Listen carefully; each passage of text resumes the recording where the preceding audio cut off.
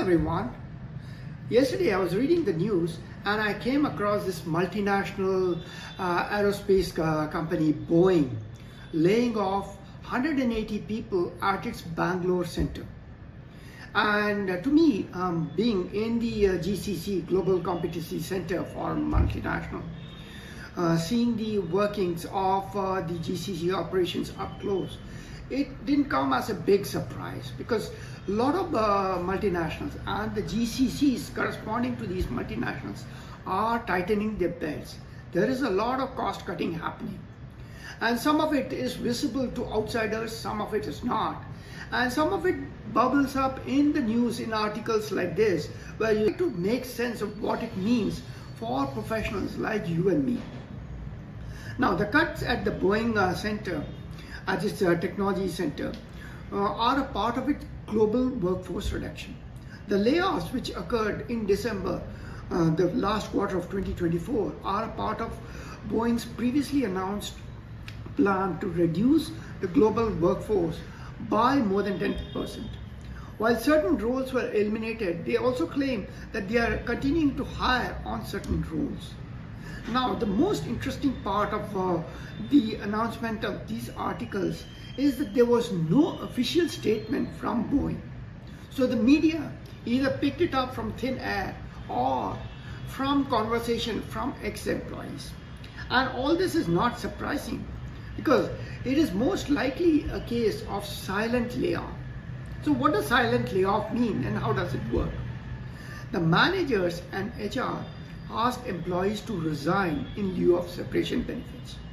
Now, the way it works is employees, notified or selected employees, are called into a room one by one with the manager and an HR representative sitting, and they are asked to resign immediately.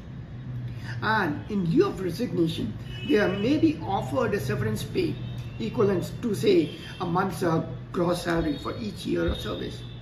A document outlining the severance terms and an NDA, non-disclosure agreement, may be given to the employees. And the employee may also receive, say, outplacement service or assistance through a firm engaged by the employer. And all this is contingent on the immediate resignation. So on paper, it simply looks like a resignation and not a large-scale layoff. And hence, media may get wind of it when a few employees contact the media, but it doesn't really make headlines because it's not officially notified to government authorities, and the company simply says no comments. Now, if you or someone you know are in an ODC, offshore development center, or GCC, what it means is be aware. Be aware of the layoffs that are coming. Be prepared to reskill and be ready to move out if and when required. So what it means from a strategy standpoint is that it is a continued race to the bottom.